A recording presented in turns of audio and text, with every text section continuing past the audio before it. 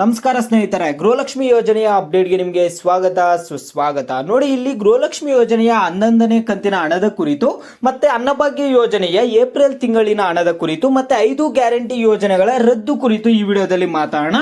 ಎಲ್ಲರೂ ವಿಡಿಯೋ ಕೊನೆವರೆಗೂ ನೋಡಿ, ಯಾಕಂದ್ರೆ ಇದು ತುಂಬಾನೇ ಇಂಪಾರ್ಟೆಂಟ್ ವಿಡಿಯೋ ಆಗಿದೆ. ಇದರಲ್ಲಿ ನಿಮಗೆ ಹೆಚ್ಚಿಗೆ ಮಾಹಿತಿ ಆದ್ರೆ ಸಿಗುತ್ತೆ. ವಿಡಿಯೋ ಕೊನೆವರೆಗೂ ನೋಡಿ. ಮತ್ತೆ ಯಾರ ಚಾನಲ್ಗೆ ಇನ್ನೂ ಸಬ್ಸ್ಕ್ರೈಬ್ ಮಾಡ್ಕೊಂಡಿಲ್ಲ, ಈಗಲೇ ಪಟ್ ಅಂತ ಚಾನಲ್ನ ಸಬ್ಸ್ಕ್ರೈಬ್ ಮಾಡ್ಕೊಳ್ಳಿ. ನೀವು ಮಾಡ್ಕೊಳ್ಳೋ ಸಬ್ಸ್ಕ್ರೈಬ್ ಇಂದ ನಿಮಗೆ ಫ್ರೀ ಆಗಿ ಎಲ್ಲ ಒಂದು ಗೌರ್ಮೆಂಟ್ ಸ್ಕೀಮ್ಸ್ ಮತ್ತೆ ಸ್ಕಾಲರ್ಶಿಪ್ ಅಪ್ಡೇಟ್ಸ್ ಎಲ್ಲ ಸಿಗ್ತಿರುತ್ತೆ. ಮತ್ತೆ ಯಾರು ವಿಡಿಯೋಗೊಂದು ಲೈಕ್ ಕೊಟ್ಟಿಲ್ಲ, ಈಗಲೇ ವಿಡಿಯೋಗೊಂದು ಲೈಕ್ ಆದ್ರೆ ಕೊಡಿ. ಈಗಾಗಲೇ ಯಾರು ಸಬ್ಸ್ಕ್ರೈಬ್ ಲೈಕ್ ಮಾಡಿ ವಿಡಿಯೋ ನೋಡ್ತಿದ್ದೀರೋ ಎಲ್ಲರಿಗೂ ನನ್ನ ಒಂದು ಹೃದಯ ಪೂರ್ವಕ ಧನ್ಯವಾದಗಳು. ನೋಡಿ, ಈಗ ನಾನು ಡೈರೆಕ್ಟ್ ಆಗಿ ಟಾಪಿಕ್ ಗೆ ಬರ್ತೀನಿ. ಮೊದಲನೇದಾಗಿ ಇಲ್ಲಿ ಗೃಹಲಕ್ಷ್ಮಿ ಯೋಜನೆಯ 11ನೇ ಕಂತಿನ ಹಣದ ಕುರಿತು ಮಾತಾಡೋಣ. ಯಾಕಂದ್ರೆ ಸಾಕಷ್ಟು ಜನ ಗೃಹಲಕ್ಷ್ಮಿ ಯೋಜನೆಯ 11ನೇ ಕಂತಿನ ಹಣ ಯಾವಾಗ ಬರುತ್ತೆ ಅಂತ ಸತತವಾಗಿ ಕಾಮೆಂಟ್ಸ್ ಬರ್ತಾನೆ ಇದೆ. ಗೃಹಲಕ್ಷ್ಮಿ ಯೋಜನೆಯ 11ನೇ ಕಂತಿನ ಹಣ ಬರುತ್ತಾ ಬರಲ್ವಾ? ಯಾಕಂದ್ರೆ ಈಗ ನಿಮ್ಮೆಲ್ಲರಿಗೂ ಗೊತ್ತಿದೆ, ಲೋಕಸಭಾ ಚುನಾವಣಾ ಎಲೆಕ್ಷನ್ ಆದ್ರೆ ಮುಗಿದಿದೆ.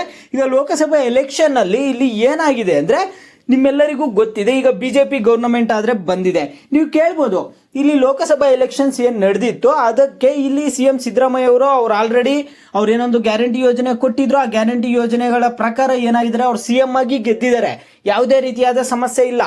ಇದಕ್ಕೆ ಯಾಕೆ ಲಿಂಕ್ ಮಾಡ್ತಿದ್ದಾರೆ ಅನ್ನುವಂಥದ್ದು ಎಲ್ಲರ ಪ್ರಶ್ನೆ. ನಿನ್ನೆ ವಿಡಿಯೋಸ್ ಅಲ್ಲಿ ಕೂಡ ಸಾಕಷ್ಟು ಜನ ಕಾಮೆಂಟ್ಸ್ ಮಾಡ್ತಿದ್ರು, ಇದಕ್ಕೆ ಏನ್ ಸಂಬಂಧ? ಯಾಕಂದ್ರೆ ಅದು MP ಎಲೆಕ್ಷನ್ಸ್ ನಡೆದಿದ್ದು, ಇಲ್ಲಿ MLA ಎಲೆಕ್ಷನ್ಸ್ ನಡೆದಿದ್ದಾಯ್ತು, ಸಿಎಂ ಆಗಿದ್ದಾಯ್ತು. ಸಿಎಂ ಸಿದ್ದರಾಮಯ್ಯ ಅವರು ಆಲ್ರೆಡಿ ಸಿಎಂ ಆಗಿದ್ದಾರೆ. ಇದಕ್ಕೆ ಏನ್ ಸಂಬಂಧ ಅಂತ ನೀವು ಕೇಳ್ಬೋದು.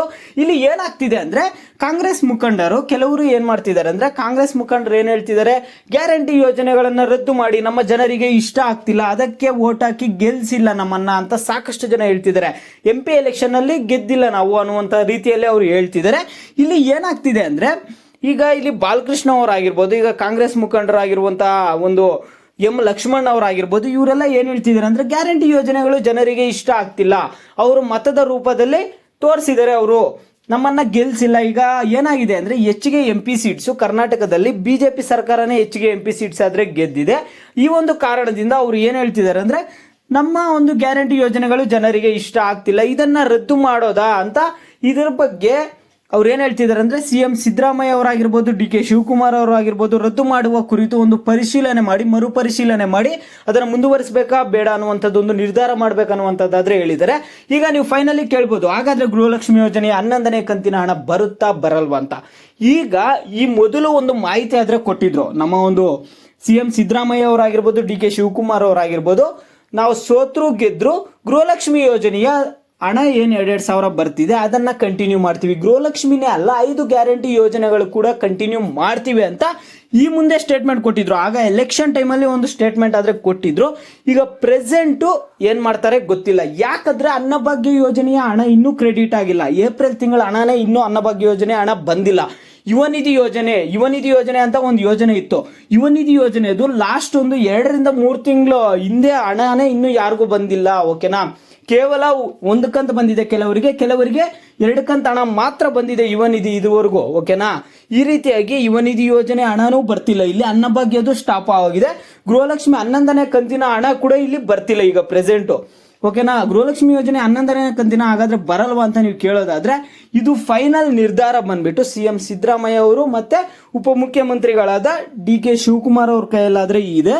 ಇವರು ಒಂದು ನಿರ್ಧಾರ ಆದ್ರೆ ತೆಗೆದುಕೊಳ್ತಾರೆ. ಈಗ ಒಂದು ಗ್ಯಾರಂಟಿ ಯೋಜನೆಗಳು ನಡೆಸಬೇಕಾ ಬೇಡವಾ, ಮುಂದುವರಿಸಬೇಕಾ ಬೇಡವಾ ಅಂತ. ಈಗ ಉಚಿತ ಕರೆಂಟ್ದಂತೂ ಏನ್ ಸಮಸ್ಯೆ ಆಗಲ್ಲ. ಮತ್ತೆ ಇನ್ನೊಂದು ಉಚಿತ ಬಸ್ ಪ್ರಯಾಣಕ್ಕೆ ಏನ್ ಹೇಳ್ತಿದ್ದಾರೆ ಅಂದ್ರೆ 10 ರಿಂದ 15% ಟಿಕೆಟ್ ದರ ಏರಿಕೆ ಮಾಡ್ಬೇಕನ್ನುವಂತ ಒಂದು ಚಿಂತನೆಗಳು ಕೂಡ ನಡೀತಿದಾವೆ. ಇವೆಲ್ಲ ಸದ್ಯಕ್ಕೆ ಈ ಒಂದು ಗ್ಯಾರಂಟಿ ಯೋಜನೆಗಳ 5 ಯೋಜನೆಗಳ ಬಗ್ಗೆ ನಡೆಯುತ್ತಿರುವಂತಹ ಒಂದು ಮಾಹಿತಿಗಳು ಏನ್ ಸಿಗ್ತಿದಾವೆ, ಈ ಒಂದು 5 ಗ್ಯಾರಂಟಿ ಯೋಜನೆಗಳ ಬಗ್ಗೆ ಈ ಒಂದು ಮಾಹಿತಿ ಆದ್ರೆ ಸಿಗ್ತಿದೆ. ನಿಮಗೆ ಏನು ಗ್ಯಾರಂಟಿ ಯೋಜನೆ ಮುಂದುವರಿಸಬೇಕಾ ಬೇಡ, ನಿಮ್ಮ ಅಭಿಪ್ರಾಯಗಳೇನು? ಓಕೆನಾ, ಯಾಕಂದ್ರೆ ಜನರ ಅಭಿಪ್ರಾಯನೇ ತುಂಬಾ ಮುಖ್ಯ. ಯಾಕಂದ್ರೆ ಅವ್ರು ಸುಮ್ಮನೆ ರದ್ದು ಮಾಡಬಾರ್ದು. ಯಾಕಂದ್ರೆ ವೋಟ್ ಹಾಕಿ ಗೆಲ್ಸಿದೀರಾ ನೀವು. ಓಕೆನಾ, ನಿಮ್ಮ ಒಂದು ಮತ ಕೊಟ್ಟು, ಅಮೂಲ್ಯವಾದ ಮತವನ್ನ ಕೊಟ್ಟು ಗೆಲ್ಸಿದ್ರೆ. ಈಗ ಕಾಂಗ್ರೆಸ್ ಸರ್ಕಾರನೇ ಬಂದಿದೆ ಕರ್ನಾಟಕದಲ್ಲಿ. ಓಕೆನಾ, ಈಗ MLA ಎಲೆಕ್ಷನ್ ಅಲ್ಲಿ ಬಂದಿದೆ. MLA ಎಲೆಕ್ಷನ್ಗೆ MP ಎಲೆಕ್ಷನ್ಗೆ ಯಾಕೆ ಲಿಂಕ್ ಮಾಡ್ತಿದಾರೋ ಗೊತ್ತಿಲ್ಲ. ಈಗ ಒಂದು ಕಾಂಗ್ರೆಸ್ ಮುಖಂಡರ ಯಾಕೆ ಲಿಂಕ್ ಮಾಡ್ತಿದಾರೋ ಗೊತ್ತಿಲ್ಲ. ಇದ್ರ ಬಗ್ಗೆ ನಿಮ್ಮ ಅಭಿಪ್ರಾಯಗಳು ಏನು ಅನ್ನುವಂಥದ್ದನ್ನ ಪ್ರತಿಯೊಬ್ರು ನಿಮ್ಮ ಅಭಿಪ್ರಾಯನ ತಿಳಿಸಬೇಕು. ವಿಡಿಯೋಗೆ ಲೈಕ್ ಮಾಡ್ಬಿಟ್ಟು ಕಾಮೆಂಟ್ ಮುಖಾಂತರ ನಿಮ್ಮ ಅಭಿಪ್ರಾಯ ತಿಳಿಸಿ.